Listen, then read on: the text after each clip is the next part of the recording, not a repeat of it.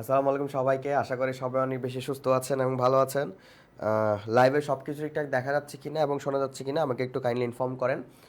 যারা এফআরবি ব্যাচের স্টুডেন্ট আছি এবং যারা তোমাদের এ প্লাস পাওয়ার জন্য যে গ্রুপটা ছিল তোমাদের এসএসসি 6 ডেজ চ্যালেঞ্জের গ্রুপটা ওইখানে আছি, অ্যান্ড যারা হচ্ছে গিয়ে এসএসসি ফাইনাল সাজেশন গ্রুপ থেকে দেখছি অথবা তোমার আই কমার্স থেকে দেখছি, যেখান থেকে আমরা দেখছি লাইভে যদি সব কিছু ঠিকঠাক দেখা যায় এবং শোনা যায় তাহলে আমাকে একটু কাইন্ডলি ইনফর্ম করো। ওকে, তোমার আই কমার্স থেকে দেখছি, যেখান থেকে আমরা দেখছি লাইভে। ওকে, আমি একটু শেয়ার করে দিচ্ছি সবার কাছে। সব কিছু ঠিকঠাক দেখা গেলে আমাকে ইনফর্ম করো। ক্লিয়ার? সব কিছু যদি ঠিকঠাক দেখা যায় আমাকে একটু ইনফর্ম করিয়েন। আচ্ছা, একটু আমাদের ফ্রেন্ডদেরকে একটু জানিয়ে দিই এবং মেনশন করে দিই। ফ্রেন্ডদেরকে একটু জানিয়ে দিই এবং মেনশন করে দিই। ওকে, আমি একটু শেয়ার করে দিচ্ছি সবার কাছে। সব কিছু ঠিকঠাক দেখা গেলে আমাকে ইনফর্ম করো। ক্লিয়ার? আচ্ছা,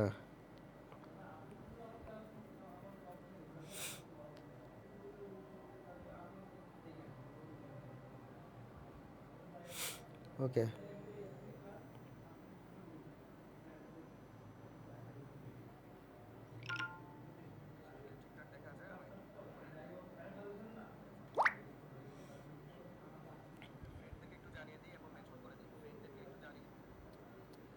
আচ্ছা, মোটামুটি সবাই আমরা একটু চলে আসি। সো লাইভে যদি সব কিছু ঠিকঠাক দেখা যায় এবং শোনা যায়। কেমন আছেন ভাই? আলহামদুলিল্লাহ, আমি খুব বেশি ভালো নেই, একটু অসুস্থ। গলা দেখে বুঝতে পারছো। সো ক্লাসে যেহেতু শিডিউল দিয়ে দিয়েছি ওই জন্য ক্লাস করাতে চলে এসেছি। 5-10 মিনিট একটু লেট হয়েছে। আজকে আমরা ইনশাল্লাহ তোমাদের অর্থায়নের ধারণা নিয়ে আলোচনা করব, যেখান থেকে তোমার মোস্ট অফ দ্য কেসেস দুটো সিকিউ আসার সম্ভাবনা আছে। ওকে, তোমার মিনিমাম এখান থেকে দুটো সিকিউ আসবে। আবারও বলছি, এই চ্যাপ্টার থেকে দুটো সিকিউ তোমাদের থাকবে। আমি কালকে পরশুর মধ্যে তোমাদেরকে এই চ্যাপ্টার থেকে যেসব সিকিউ সবচেয়ে বেশি গুরুত্বপূর্ণ খ এবং গ নাম্বারের জন্য, ওকে, ক খ গ যেগুলোর জন্য সবচেয়ে বেশি গুরুত্বপূর্ণ সেগুলার একটা তোমাদেরকে সাজেশন ভিডিও দিয়ে দেবো ইনশাল্লাহ। সো এডুকেশন পেজে ইনশাল্লাহ পেয়ে যাবা। সো সবাই সবার ফ্রেন্ডদেরকে একটু মেনশন করে দিই। আজকে আমরা অর্থায়নের ধারণা বা what is finance, okay, finance বলতে কি বুঝি সেই বিষয় নিয়ে ইনশাল্লাহ আমরা আলোচনা করব।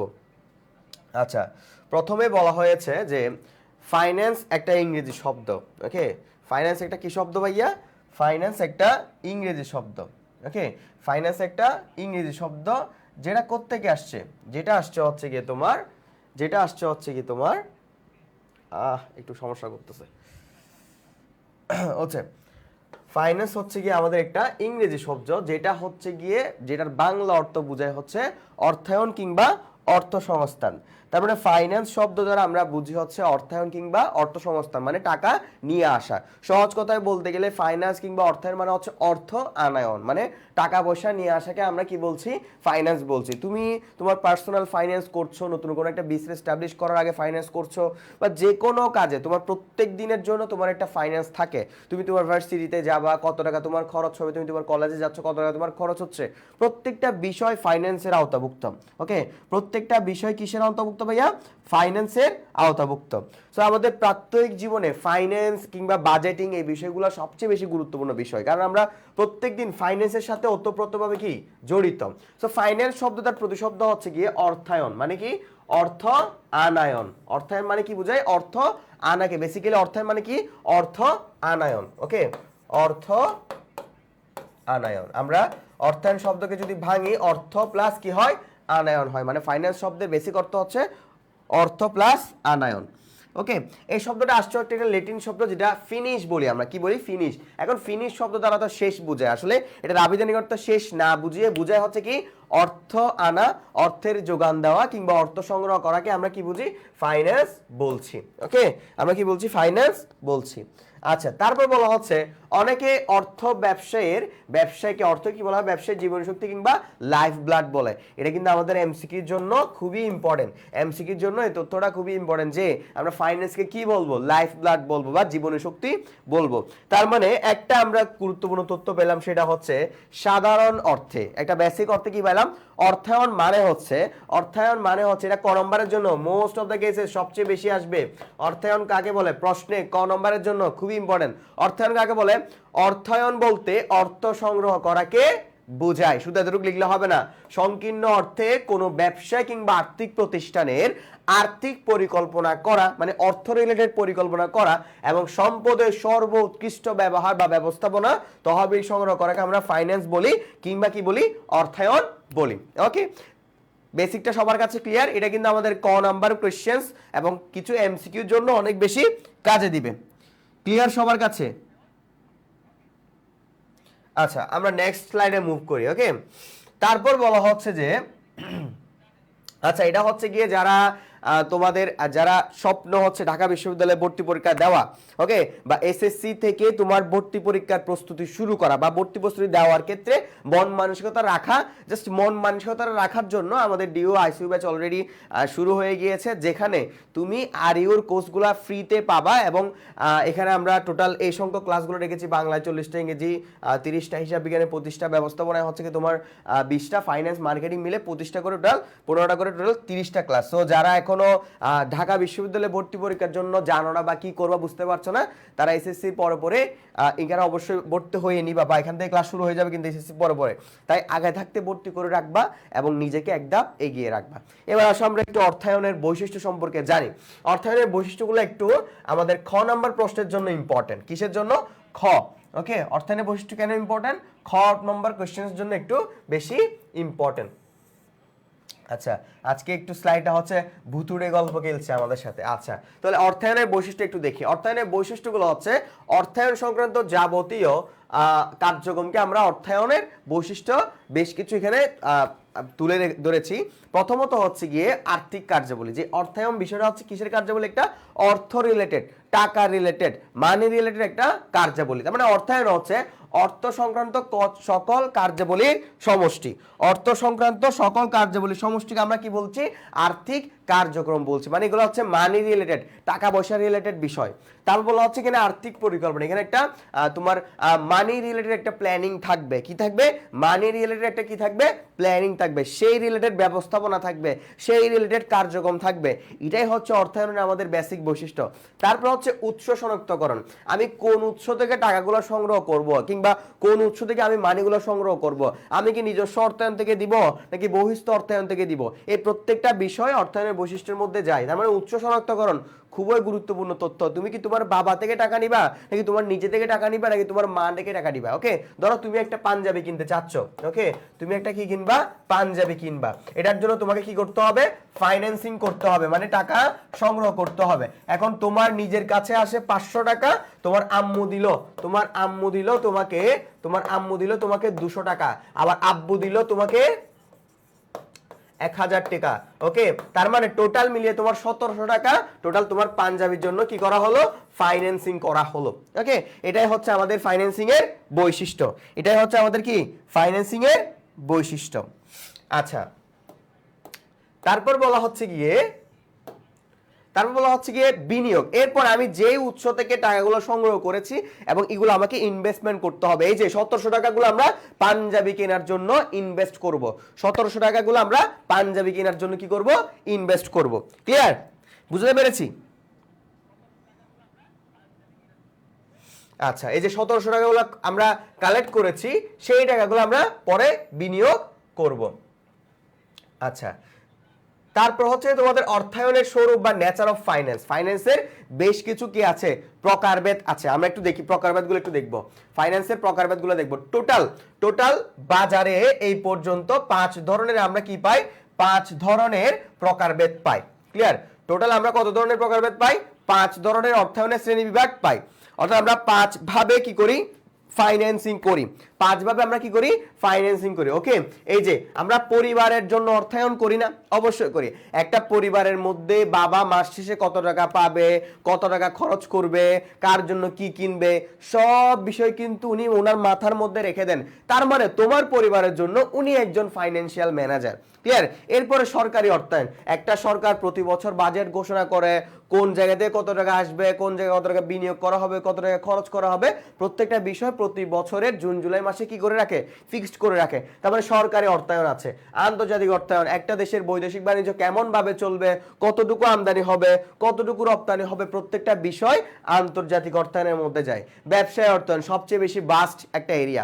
ওকে, ব্যবসায় অর্থায়ন সবচেয়ে একটা বাস্ট এরিয়া, যেখানে হচ্ছে গিয়ে তোমার একটা ব্যবসা প্রতিষ্ঠানে কত টাকা খরচ করা হবে, কত টাকা আয় হবে, প্রত্যেকটা বিষয় কি করা হয়, দেখভাল করা হয়। তারপর অব্যবসায়ী প্রতিষ্ঠান, যেখানে কোনো ধরনের মুনাফা অর্জনের উদ্দেশ্যে তারা কি করে না, অর্থায়ন করে না। ওকে, পারিবারিক অর্থায়ন হচ্ছে, এটার মূল উদ্দেশ্য হচ্ছে পরিবারের কল্যাণ সাধন। ওকে, এটা হচ্ছে পরিবারের কল্যাণ সাধন। ওকে, তারপর হচ্ছে কি এই যে সরকারি অর্থায়ন আছে না, এটা হচ্ছে জনকল্যাণ। সরকারি অর্থায়নের প্রধান উদ্দেশ্য কি ভাইয়া, জনকল্যাণ। আন্তর্জাতিক অর্থায়ন হচ্ছে আন্তর্জাতিক বাজারকে কি করা, সমৃদ্ধি করা।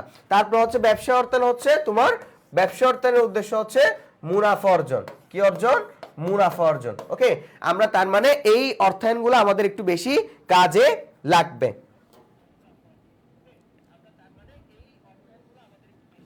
আচ্ছা, আমাদের পরীক্ষার হলে কিন্তু কোশ্চেন্স আসলে এই পার্ট থেকে কিন্তু কোশ্চেন্স আসবে। ওকে, আমাদের পরীক্ষার হলে যদি মোস্ট অফ দ্য কেসেস যদি কোশ্চেন আসে, তাহলে এই পার্ট থেকে কোশ্চেন্স একটু বেশি আসবে। পারিবারিক অর্থায়ন, পারিবারিক অর্থায়নে প্রথমে কি করা হয় জানো, পারিবারিক অর্থায়নে প্রথমে আয় নির্ধারণ করা হয়। কি নির্ধারণ করা হয়, আয় নির্ধারণ করা হয়। সেই আয় অনুযায়ী তারা কি করে, ব্যয় করে। সেই আয় অনুযায়ী কি করে, তারা ব্যয় করে। সেই আয় অনুযায়ী কি করে, ব্যয় করে। তার মানে পরিবারের অর্থনৈতিক কল্যাণ সাধনের জন্য বা পরিবারের সদস্যদের কল্যাণ সাধনের জন্য যখন আর্থিক রিলেটেড বিভিন্ন পরিকল্পনা করা হয়, বিনিয়োগ করা হয় এবং তহবিল বন্টন করা হয়, এই সকল কার্যাবলীকে আমরা কি বলছি, পারিবারিক অর্থায়ন বলছি। ক্লিয়ার? এরপর হচ্ছে সরকারি অর্থায়নের ক্ষেত্রে হচ্ছে, সরকারি অর্থায়নে আগে আয় নির্ধারণ করা হয় না, সরকারি অর্থায়নে আগে ব্যয় নির্ধারণ করা হয়। সেটা বুঝে কি আয় কোত্থেকে আসবে, এই বিষয়গুলো কি করা হয়, ইন্ডিকেট করা হয়। আরেকটা কথা মাথায় রাখবা, সেটা হচ্ছে গিয়ে সরকারি অর্থায়নে দু ধরনের বাজেট সৃষ্টি হয়। যখন হচ্ছে আয় বেশি ব্যয় কম, তখন হচ্ছে কি বাজেট বলতো। আচ্ছা, তোমাদের কাছে জিজ্ঞেস করি, এক সময় হচ্ছে আয় বেশি ব্যয় কম, অন্য সময় হচ্ছে ব্যয় বেশি আয় কম। এই দুটো বিষয়কে আমরা দুটো বাজেট বলি। একটাকে বলি ঘাটতি বাজেট, একটাকে বলি হচ্ছে কি তোমার কি উদ্বৃত্ত বাজেট। তাহলে কোনটাকে কোন বাজেট বলি বলতো, একটাকে বলি ঘাটতি বাজেট, আর একটাকে বলছি উদ্বৃত্ত বাজেট। কোনটাকে কোনটা বলি, অনেক সময় হচ্ছে ব্যয় বেশি কিন্তু আয় হচ্ছে কম, আর একটা সময় হচ্ছে আয় বেশি কিন্তু ব্যয় কম। কোনটাকে কোন সময় কি বলি বলতো আমাকে একটু। আচ্ছা, এটা হচ্ছে আমাদের সরকারি অর্থায়নের ক্ষেত্রে কাজে লাগে। সো যেখানে হচ্ছে আয় বেশি কিন্তু ব্যয় হচ্ছে কি কম, সেটাকে আমরা বলছি হচ্ছে কি উদ্বৃত্ত বাজেট। কি বলছি ভাইয়া, উদ্বৃত্ত বাজেট বলছি। এই যে কি বলছি, উদ্বৃত্ত বাজেট বলছি। আর যখন হচ্ছে গিয়ে আমাদের ব্যয় অনেক বেশি কিন্তু আমাদের আয়টা কম। ওকে, ব্যয় অনেক বেশি, আয় হচ্ছে কম, সেটাকে আমরা বলছি হচ্ছে ঘাটতি বাজেট। কি বলছি, ঘাটতি বাজেট বলছি। আর ঘাটতি বাজেট পূরণে কোন জিনিসটা সবচেয়ে বেশি অবদান রাখে, সেটা হচ্ছে বিদেশিদের পাঠানো রেমিটেন্স সবচেয়ে বেশি অবদান রাখে। বুঝাতে পেরেছি সবাইকে?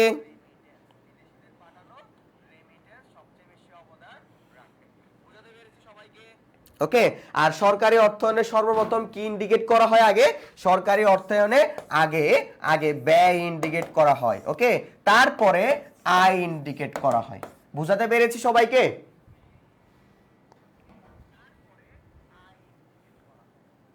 প্রথমে ব্যয়, তারপর হচ্ছে কি তারপর আয়। ওকে, এখানের মধ্যে সবচেয়ে গুরুত্বপূর্ণ হচ্ছে ব্যবসায় অর্থায়ন। আবার ব্যবসায় অর্থায়নকে আবার কয় ভাগে ভাগ করা হয়েছে, 3 ভাগে ভাগ করা হয়েছে। ওকে, ব্যবসায় অর্থায়নকে আমরা এক মালিকানা অর্থায়ন আছে, যেটা এক মালিকানা ব্যবসায় প্রতিষ্ঠানের জন্য কাজে লাগে। ওকে, তারপর অংশীদারি আছে। ওকে, অংশীদারি আছে, আবার কোম্পানি আছে। ক্লিয়ার? বুঝতে পেরেছি?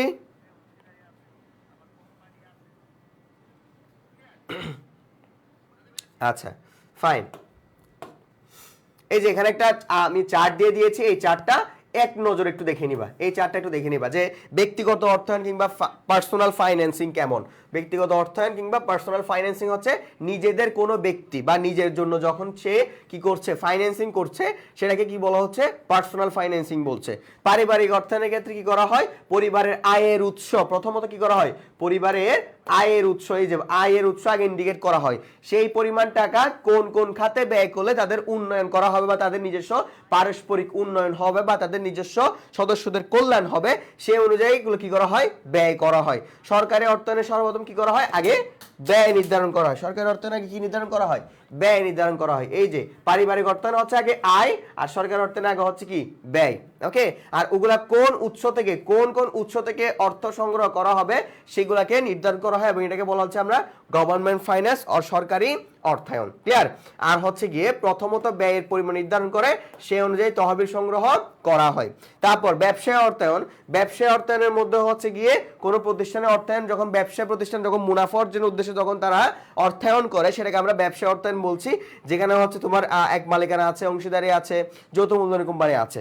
এবার হচ্ছে অব্যবসায় অর্থায়ন হচ্ছে যেখানে মূল উদ্দেশ্য মুনাফা অর্জন নয়, মুনাফা অর্জনের উদ্দেশ্যে পরিচালিত নয়, এই যে যেখানে মূল উদ্দেশ্য মুনাফা অর্জন নয় সেটাকে আমরা অব্যবসায় অর্থায়ন বলছি। ওকে, তারপর বিভিন্ন ধরনের অনুদান আছে, এই যে বিভিন্ন মসজিদ মন্দির এতিমখানা, ওকে এতিমখানায়ও কিন্তু আমাকে ফাইন্যান্সিং করতে হচ্ছে, মন্দিরেও কিন্তু আমাকে ফাইন্যান্সিং করতে হচ্ছে, তোমার বিভিন্ন ধরনের ধাতব প্রতিষ্ঠান এখানে আমার ফাইন্যান্সিং করতে হচ্ছে, কারণ প্রত্যেকটা প্রতিষ্ঠানে টাকা পয়সার একটা কি আছে, নির্দিষ্ট লেনদেন আছে, তাদেরও টাকা পয়সার প্রয়োজন হয়। এই যে আন্তর্জাতিক অর্থায়ন, এর কি পরিমাণ আমদানি রপ্তানি হবে, ওকে বৈদেশিক বাণিজ্য কেমন হবে, এই রিলেটেড যখন ফাইন্যান্সিং করা হয় সেটাকে আমরা আন্তর্জাতিক অর্থায়ন বলছি। আন্তর্জাতিক অর্থায়ন বলতে একটি দেশের আমদানি রপ্তানি এবং বৈদেশিক মুদ্রার বিভিন্ন বিষয় নিয়ে আলোচনা করা হয়। ওকে, আমরা একটু এই পার্টগুলো খুবই ভালো মতন দেখবো কারণ এখান থেকে আমাদের সিকিউ করার আর সম্ভাবনা সবচেয়ে বেশি। আচ্ছা, এটা হচ্ছে তোমাদের ডিউ টার্গেট আইসিইউ ব্যাচের ক্লাস। আমরা সফলভাবে অলরেডি আমাদের আইসিইউ ব্যাচের ক্লাস শেষ করেছিলাম এবং আমাদের অসংখ্য স্টুডেন্ট ঢাকা বিশ্ববিদ্যালয়ে চান্স পেয়েছে। ওকে, আচ্ছা একটু স্পিড কমাই কথা বলবেন একটু। আচ্ছা ওকে, আচ্ছা আস্তে আস্তে বলতেছি তাই। আচ্ছা, এবার আমরা একটু জানবো হচ্ছে গিয়ে অর্থায়নের কার্যাবলী। আর তোমরা কি এই পার্টটা দেখেছো, অর্থায়নের কার্যাবলী? অর্থায়নের কার্যাবলীটা একটু দেখবো। আচ্ছা ওকে,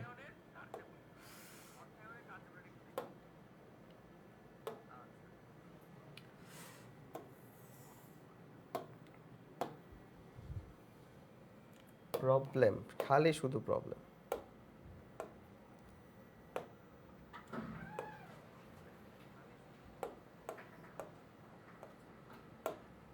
ওকে আচ্ছা, দেখা যাচ্ছে আশা করি। আচ্ছা, অর্থায়নের কার্যাবলীকে আমরা টোটাল 4 ভাগে ভাগ করি, বুঝছো? অর্থায়নের কার্যাবলীকে আমরা টোটাল কয় ভাগে ভাগ করি ভাইয়া? 4 ভাগে ভাগ করি। অর্থায়নের কার্যাবলীকে আমরা টোটাল কয় ভাগে ভাগ করি বলো তো ভাইয়া? 4 ভাগে ভাগ করি। প্রথমত হচ্ছে তহবিল সংগ্রহ। ওকে, অর্থায়ন মানে ফাইন্যান্সিং আসলে কিভাবে হয়, ফাইন্যান্সিং বিষয়টা আসলে কিভাবে হয় এই বিষয়টাকে টোটাল আমরা কয় ভাগে ভাগ করি? 4 ভাগে ভাগ করি। প্রথমত হচ্ছে গিয়ে আমরা কি করি, ধরো তুমি একটা পাঞ্জাবি কিনবা, কি করবা? পাঞ্জাবি কিনবা। এখন পাঞ্জাবি কেনার জন্য তোমার টাকা পয়সা কি করতে হবে? প্রথমত তহবিলটা সংগ্রহ করতে হবে। কি করতে হবে বলতো ভাইয়া? প্রথমত তহবিলটা কি করতে হবে?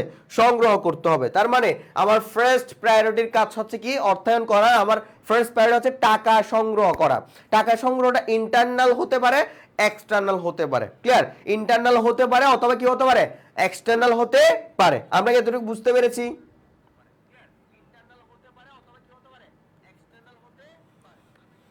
তারপর হচ্ছে মূলধন বাজেটিং সিদ্ধান্ত।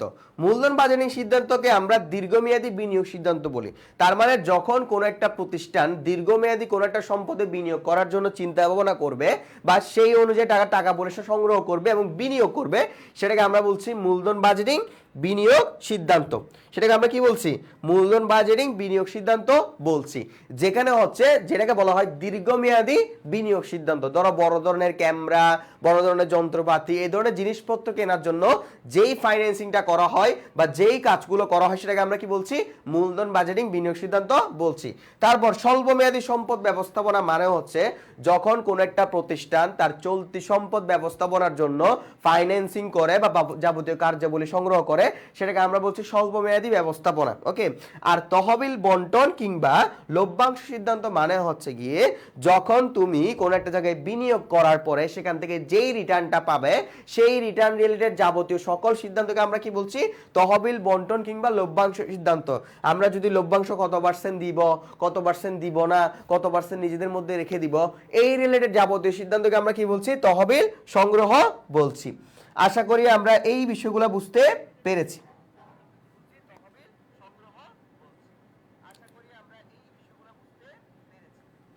ওকে, তার মানে হচ্ছে অর্থায়নের কার্যাবলী হচ্ছে এই চারটা, মানে একজন ফাইন্যান্সিয়াল ম্যানেজার এই চারটা কাজ করে। প্রথমত সে উৎস নির্ধারণ করে বা তহবিল সংগ্রহ করে। ওকে, এরপর হচ্ছে সে মূলধন বাজার বা দীর্ঘমেয়াদী বিনিয়োগ সিদ্ধান্ত নেয়।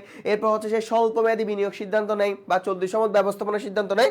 এরপরে সেখান থেকে সে একটা রিটার্ন পায়, সেই রিটার্নটা কতটুকু নিজের কাছে রাখবে, কতটুকু সে অন্য জায়গায় বিনিয়োগ করবে। ওকে, এই রিলেটেড সিদ্ধান্তকে আমরা তহবিল বন্টন কিংবা লভ্যাংশ সিদ্ধান্ত বলছি। ক্লিয়ার? আচ্ছা, এবার আসা হচ্ছে অর্থায়নের বেশ কিছু নীতিমালা আছে। অর্থায়নের বেশ কিছু কি আছে বলতো? নীতিমালা আছে। ওকে, আমরা একটু নীতিমালাগুলো একটু দেখব। আচ্ছা, অর্থায়নের বেশ কিছু কি আছে বলতো ভাইয়া? নীতিমালা আছে। ওকে, নীতিমালাগুলো আমরা একটু যদি দেখতে চাই, দেখি আমরা কি কি নীতিমালা আছে। প্রথমত আছে হচ্ছে ঝুঁকি এবং মুনাফার নীতি। অনেক ইম্পর্টেন্ট একটা নীতি, ঝুঁকি এবং মুনাফার নীতি। ঝুঁকি এবং মুনাফার নীতি। আচ্ছা, তারপর বলা হচ্ছে তারল্য ও মুনাফার নীতি। এখান থেকে কিন্তু কোশ্চেন্স আসবে। আবারও বলছি, এইখান থেকে কোশ্চেন্স আসবে, মোস্ট ইম্পর্টেন্ট। এখান থেকে কোশ্চেন্স আসবে, আবারও বলছি, মোস্ট ইম্পর্টেন্ট একটা পার্ট। ক্লিয়ার? তারপর আছে হচ্ছে বৈচিত্র্যায়ন অথবা পোর্টফোলিও নীতি। আমরা টোটাল এই তিনটা নীতি খুব ভালোভাবে পড়বো। যারা আমরা আমাদের ফাইন্যান্স আছে প্রত্যেকের জন্য এই তিনটা নীতি খুবই ইম্পর্টেন্ট। আবারও বলছি, প্রত্যেকের জন্য এই তিনটা নীতি খুবই ইম্পর্টেন্ট। প্রথমত হচ্ছে ঝুঁকি এবং মুনাফার নীতি ইম্পর্টেন্ট, তারল্য ও মুনাফার নীতি ইম্পর্টেন্ট, এবং বৈচিত্র্যের নীতিটাও খুব বেশি ইম্পর্টেন্ট। কারণ তোমার খ এবং গ এই দুটো কোশ্চেন্স এর ক্ষেত্রে এই পার্টটা most of the cases important.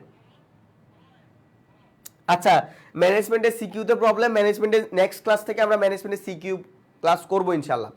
ওকে, আসো এবার আমরা একটু পড়ি। আচ্ছা, প্রথমত হচ্ছে গিয়ে বলা হচ্ছে তারল্য ও মুনাফার নীতিটা একটু দেখব। তারল্য এবং মুনাফার নীতি। ক্লিয়ার? আচ্ছা, তারল্য মুনাফা নীতির মধ্যে কি সম্পর্ক? তারল্য ও মুনাফা নীতির মধ্যে হচ্ছে গিয়ে তোমার বিপরীতমুখী একটা সম্পর্ক। কারণ হচ্ছে গিয়ে আমি যদি তারল্য বলতে কি বুঝি? তারল্য বলতে বুঝি হচ্ছে নিজের মধ্যে টাকা, নগদ টাকা রাখা বা নিজের জন্য নগদ টাকা রেখে দেওয়া, ইনভেস্ট না করে পর্যাপ্ত পরিমাণ নগদ টাকা হাতে রাখা।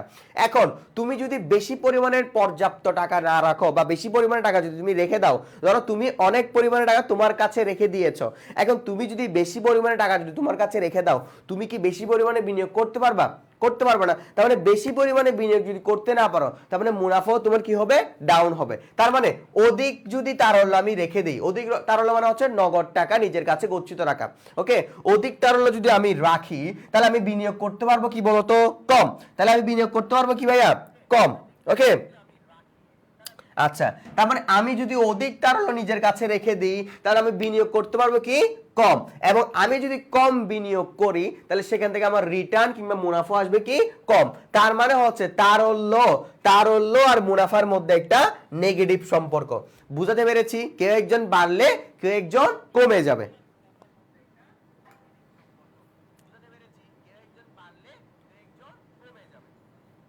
বুঝছি আমরা? এবার এটার উল্টাটা চিন্তা করো। তারপরে কম তারল্য যদি আমি রাখি, আমার কাছে যদি কম টাকা আমি যদি রেখে দেই, তাহলে আমি বেশি পরিমাণে কি করতে পারবো? বাইরে ইনভেস্ট করতে পারবো। আর বেশি পরিমাণে ইনভেস্টমেন্ট করলে আমি বেশি পরিমাণে মুনাফা অর্জন করতে পারবো। ওই জন্য এদের সম্পর্কটাকে আমরা বলছি নেগেটিভ রিলেশনশিপস। লিখতে পারবা পরীক্ষার হলে?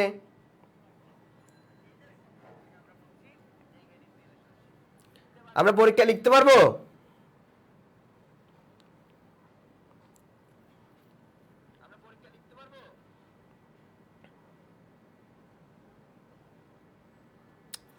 আশা করি সবার কাছে ক্লিয়ার বিষয়টা। ওকে, তারল্য মুনাফা নীতির মধ্যে হচ্ছে কি লিকুইডিটি এবং প্রফিট রেশিওর মধ্যে হচ্ছে কি একটা নেগেটিভ সম্পর্ক। ক্লিয়ার? অধিক তারল্য যদি আমি রাখি তাহলে আমি কম বিনিয়োগ করতে পারবো এবং আমার মুনাফাও কি হয়ে যাবে, কম হয়ে যাবে। আর যদি তারল্য যদি আমি কম রাখি তাহলে আমি বেশি বিনিয়োগ করতে পারবো এবং আমার মুনাফাও কি হবে, বেশি হবে। আচ্ছা, এটা হচ্ছে আমাদের ডিউ টার্গেট আইসিইউ ব্যাচের তোমাদের আপকামিং যেটা কোর্স তোমাদের এসএসসির শেষ হওয়ার সাথে সাথে আমাদের কোর্স শুরু হয়ে যাবে ইনশাল্লাহ। অসংখ্য স্টুডেন্ট ভর্তি হয়ে গিয়েছে কারণ তাদের স্বপ্ন ঢাকা বিশ্ববিদ্যালয়। ওকে, আচ্ছা, এরপর আসা হচ্ছে ঝুঁকি এবং মুনাফা নীতি বলতে কি বোঝায়। ঝুঁকি এবং মুনাফা নীতি মানে হচ্ছে তুমি যদি হাই রিস্ক নাও তাহলে তুমি হাই রিটার্ন পাবা, এটা তো আমরা সবাই জানি। তাহলে তুমি যদি হাই রিস্ক নাও তাহলে তুমি কি পাবা, হাই রিটার্ন পাবা। ওকে, এটা আমরা জানি, যত বেশি রিস্ক নিবা তত বেশি তুমি রিটার্ন পাবা, এটা তো আমরা সবাই জানি। তার মানে এদের মধ্যে কেমন সম্পর্ক, এটা পজিটিভ সম্পর্ক। কেমন সম্পর্ক, পজিটিভ সম্পর্ক। আমি যদি রিস্ক বেশি নিই, ওকে, আমরা পড়েছিলাম হাই রিস্ক হাই গেন, পড়েছিলাম না, আমরা পড়েছিলাম না হাই রিস্ক হাই গেন, আমরা তো পড়েছিলাম হাই রিস্ক হাই গেন। ওকে, আমি যদি রিস্ক যদি বেশি নিই, আমি যদি রিস্ক বেশি নিই তাহলে আমার রিটার্নও কি আসবে, রিটার্নও আমার বেশি আসবে। আর যদি আমি রিস্ক কম নেই তাহলে আমার রিটার্নও কি আসবে, কম আসবে। ওকে, তার মানে এদের মধ্যে কেমন সম্পর্ক, একটা পজিটিভ রিলেশনশিপ। ওকে, কেমন সম্পর্ক, পজিটিভ রিলেশনশিপ। লিখতে পারবো না আমরা পরীক্ষায়?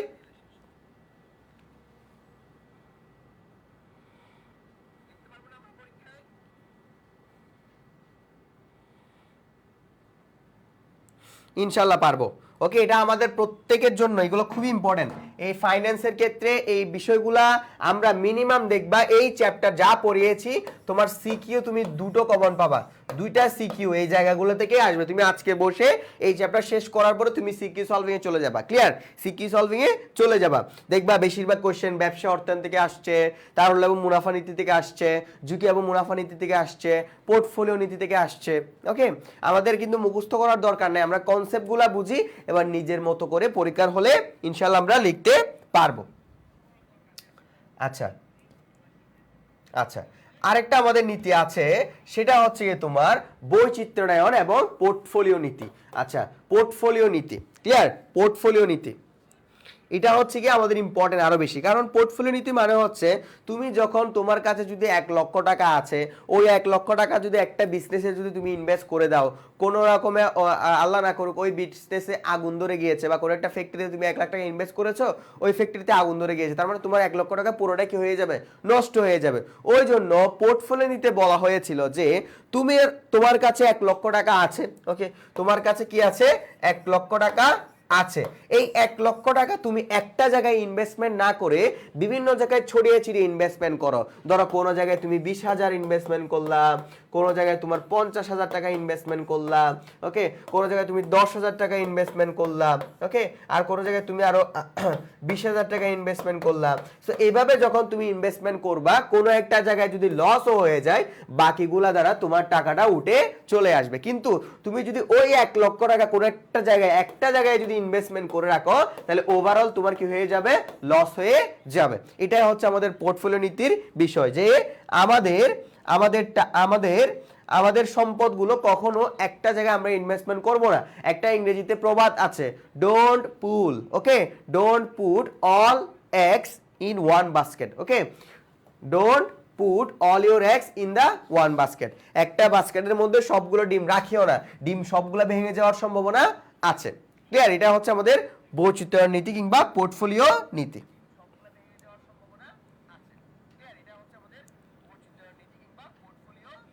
তার মানে পোর্টফোলিও নীতির মাধ্যমে আমরা কি করি, সবচেয়ে একটা কমন কোশ্চেন, পোর্টফোলিও নীতির মাধ্যমে আমরা কি করি, পোর্টফোলিও নীতির মাধ্যমে আমরা ঝুঁকিকে মিনিমাইজ করি, পোর্টফোলিও নীতির মাধ্যমে আমরা ঝুঁকি হ্রাস করি। পারবো?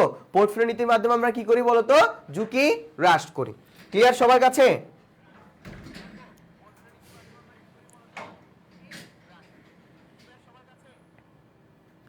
আচ্ছা, আরেকটা নীতি হচ্ছে তোমার লভ্যাংশ নীতি। লভ্যাংশ নীতি মানে হচ্ছে তোমার মুনাফার কি, মুনাফা যখন তুমি অর্জন করবা তোমার শেয়ার হোল্ডারদেরকে তোমার লভ্যাংশ দিতে হবে। তারপরে মুনাফার যে অংশ শেয়ার হোল্ডারদের মাঝে বন্টন করা হয় সেটাকে আমরা কি বলছি, লভ্যাংশ বলছি। এবং যে অংশ ভবিষ্যতের জন্য রেখে দেওয়া হয় সেটাকে আমরা সংরক্ষিত মুনাফা বলছি। মুনাফার কত অংশ রাখবো, কত অংশ রেখে দিব, কত অংশ দিব, এই রিলেটেড যাবতীয় সিদ্ধান্তকে আমরা কি বলছি, লভ্যাংশ নীতি কিংবা ডিভিডেন্ড পলিসি বলছি। তার মানে আমাদের শেয়ার হোল্ডারদের মাঝে আমরা কি দেই, একটা নির্দিষ্ট করে মুনাফার একটা অংশ দিই, ওই অংশটাকে আমরা কি বলছি, ডিভিডেন্ড কিংবা লভ্যাংশ বলছি। এখন এটা কি পরিমাণে আমার নিজের কাছে রেখে দিব, সংরক্ষিত মুনাফা হিসেবে রেখে দিব, বা কি পরিমাণ অংশ তাদের কাছে বিলি করে দিব, এই রিলেটেড যাবতীয় সিদ্ধান্তকে আমরা কি বলছি, ডিভিডেন্ড পলিসি অথবা লভ্যাংশ নীতি বলছি। ক্লিয়ার সবার কাছে?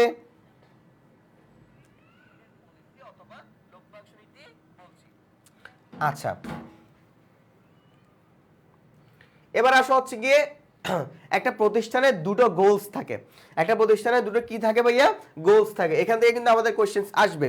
একটা প্রতিষ্ঠানের মধ্যে দুটো গোলস থাকে। ক্লিয়ার? একটা প্রতিষ্ঠানের দুটো গোলস থাকে। একটা হচ্ছে গিয়ে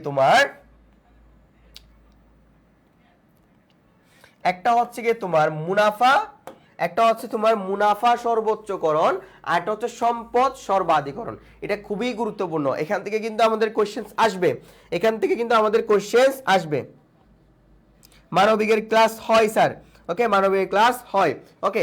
আচ্ছা, আমরা একটু অর্থায়নের লক্ষ্যগুলো দেখি। মুনাফা সর্বোচ্চকরণ, সম্পদ সর্বাধিকরণ, মুনাফা সর্বোচ্চকরণ এবং সম্পদ সর্বাধিকরণ। এই যে ফাইন্যান্সিয়াল গোলস হচ্ছে দুটো, একটা হচ্ছে আমার প্রফিট ম্যাক্সিমাইজেশন, আর একটা হচ্ছে ওয়েলথ ম্যাক্সিমাইজেশন। একটা হচ্ছে কি ভাইয়া, প্রফিট ম্যাক্সিমাইজেশন, একটা হচ্ছে কি ওয়েলথ ম্যাক্সিমাইজেশন। এখন এটার প্রধান, এটা হচ্ছে আমাদের জন্য, এটা হচ্ছে আমাদের স্বল্প মেয়াদী, এটা হচ্ছে আমাদের স্বল্প মেয়াদী, আর এটা হচ্ছে আমাদের দীর্ঘমেয়াদী। এটা হচ্ছে আমাদের কি, দীর্ঘমেয়াদী। ক্লিয়ার সবার কাছে?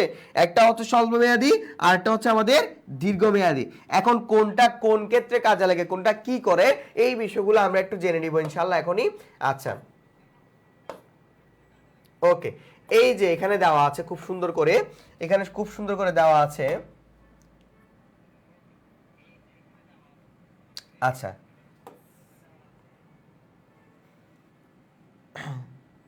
এই যে প্রথমত বলা হচ্ছে প্রফিট ম্যাক্সিমাইজেশন, আরেকটা বলা হচ্ছে তোমার ওয়েলথ ম্যাক্সিমাইজেশন। একটাকে বলছি আমরা প্রফিট ম্যাক্সিমাইজেশন, এটাকে কি বলছি, ওয়েলথ ম্যাক্সিমাইজেশন বলছি।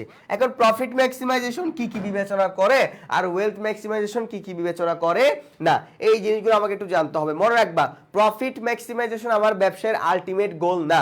আমার ব্যবসার আলটিমেট গোল হচ্ছে, বলা হয়ে থাকে যে ব্যবসার প্রধান উদ্দেশ্য মুনাফা অর্জন, এটা বাস্তব সত্য কথা। কিন্তু প্রত্যেকটা ব্যবসার আসলে মেইন উদ্দেশ্য বা দীর্ঘমেয়াদী একটা উদ্দেশ্য থাকে, সেটা হচ্ছে সম্পদ সর্বাধিকরণ করা। কারণ তুমি একটা ছোট দোকান দিয়েছো, তো দোকান থেকে তোমার মেইন টার্গেট হচ্ছে তুমি মুনাফা অর্জন করবা সময় সময়, এটা ঠিক আছে। কিন্তু তুমি চাইবা যে একটা দোকান থেকে তুমি 10টা দোকান যখন দিতে চাবা, তখন এটাই হচ্ছে তোমার ওয়েলথ ম্যাক্সিমাইজেশন বা দীর্ঘমেয়াদী একটা লক্ষ্য।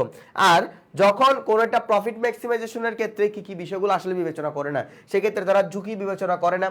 ক্লিয়ার? সেক্ষেত্রে তারা হচ্ছে টাইম ভ্যালু অফ মানি বিবেচনা করে না, সেক্ষেত্রে তারা হচ্ছে কি গ্রোথ রেট বিবেচনা করে না, ডিভিডেন্ড পলিসিগুলো বিবেচনা করে না। ওকে, আমরা প্রফিট ম্যাক্সিমাইজেশনকে সুন্দর করে বলি কি আর্নিং পার শেয়ার, মানে শেয়ার প্রতি আয় বৃদ্ধি করা। এখন শেয়ার প্রতি আয় তুমি নানাভাবে বৃদ্ধি করতে পারো। তোমার প্রোডাক্টের দাম বাড়িয়ে তুমি বৃদ্ধি করতে পারো, তোমার প্রোডাক্টের কস্ট কমিয়ে তুমি বৃদ্ধি করতে পারো। তার মানে প্রফিট তুমি নানাভাবে বৃদ্ধি করতে পারবা। প্রফিট বৃদ্ধি করা মানে হচ্ছে তোমার শেয়ার প্রতি আয় বৃদ্ধি করা, মানে একটা শেয়ারের প্রতি আমার আয় বৃদ্ধি করা, বা কোনো একটা প্রোডাক্টের প্রতি আমার আয় যখন আমি বৃদ্ধি করবো, বা প্রতিষ্ঠানে যখন আমি আয় বৃদ্ধি করব, সেটাকে আমি বলছি প্রফিট ম্যাক্সিমাইজেশন।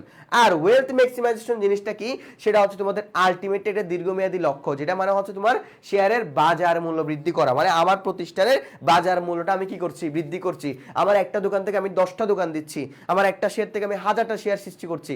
এটাই হচ্ছে তোমার শেয়ার প্রতি বাজার মূল্য বৃদ্ধি করা, মানে হচ্ছে ওয়েলথ ম্যাক্সিমাইজেশন, যেখানে ঝুঁকি বিবেচনা করা হয়, টাইম ভ্যালু অফ মানি বিবেচনা করা হয়, ইনফ্লেশন বিবেচনা করা হয়, গ্রোথ রেট বিবেচনা করা হয়, এবং ডিভিডেন্ড পলিসি কি করা হয়, বিবেচনা করা হয়।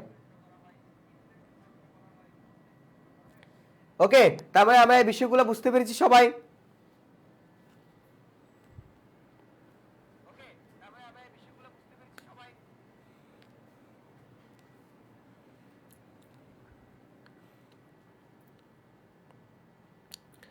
আচ্ছা, এই রিলেটেড আমাদের কিন্তু প্রচুর পরিমাণে কোশ্চেন্স কিন্তু আসবে। এই রিলেটেড কিন্তু আমাদের প্রচুর পরিমাণে কোশ্চেন্স কিন্তু আসবে। মনে রাখবা প্রফিট ম্যাক্সিমাইজেশন মানে হচ্ছে স্বল্পমেয়াদী উদ্দেশ্য, যেটার মেইন ফ্যাক্টর হচ্ছে শেয়ার প্রতি আয় কি করা, বৃদ্ধি করা, শেয়ার প্রতি আয় বৃদ্ধি করা। আর হচ্ছে ওয়েলথ ম্যাক্সিমাইজেশন মানে হচ্ছে শেয়ারের বাজার মূল্য বৃদ্ধি করা। আচ্ছা, সো যারা হচ্ছে গিয়ে ঢাকা বিশ্ববিদ্যালয়ে ভর্তি পরীক্ষার জন্য প্রস্তুতি শুরু করতে যাচ্ছ বা কি করবা বুঝতে পারছো না, তাদের জন্য আমাদের হচ্ছে ডিউ টার্গেট আইসিইউ ব্যাচ, যেখানে হচ্ছে তুমি রাজশাহী ইউনিভার্সিটির কোর্সটা বা রাজশাহী বিশ্ববিদ্যালয়ের জন্য কোর্সটা তুমি গিফট হিসেবে পাচ্ছ। কারণ তোমাদের বেশিরভাগ স্টুডেন্টের মেইন টার্গেট থাকে যে ভাইয়া আমি ঢাকা বিশ্ববিদ্যালয়ে ভর্তি পরীক্ষা দিব। সো ঢাকা বিশ্ববিদ্যালয়ে ভর্তি পরীক্ষা কিন্তু সহজ জার্নি হবে না যতক্ষণ না পর্যন্ত তুমি একটা পারফেক্ট গাইডলাইন পাবা। আমাদের এই বছর যথেষ্ট পরিমাণে শিক্ষার্থী ঢাকা বিশ্ববিদ্যালয়ে চান্স পেয়েছে এবং তোমরা যথেষ্ট পরিমাণে জানো যে হাই এডুকেশনের কি পরিমাণ সুনাম রয়েছে। সো এখনো অনেক স্টুডেন্ট কিন্তু এই আমাদের আইসিইউ ব্যাচে ভর্তি হয়ে যাচ্ছে এবং তারা তাদের এইচএসসি পরবর্তীতে তাদের জার্নিটা আমাদের সাথে শুরু করতে যাচ্ছে। সো ইনশাল্লাহ তোমাদের জার্নিটাও শুভ হোক এবং সবার সাথে নেক্সট ক্লাসে ইনশাল্লাহ দেখা হবে। কালকে কিন্তু ম্যানেজমেন্ট ক্লাস নিয়ে হাজির হচ্ছি তোমাদের সাথে, ম্যানেজমেন্টের ফার্স্ট চ্যাপ্টার নিয়ে। আর যাদের যাদের ম্যানেজমেন্টের সিকিউটা কি অনেক সমস্যা, ওকে, সিকিউ সমস্যাগুলো নিয়ে ইনশাল্লাহ আলোচনা করব। সো আজ পর্যন্ত এখানে সবাই সুস্থ থাকবা, ভালো থাকবা এবং এ প্লাসের জার্নিটা কি করবা, সাফল্যের সাথে অর্জন করবা। আসসালামু আলাইকুম।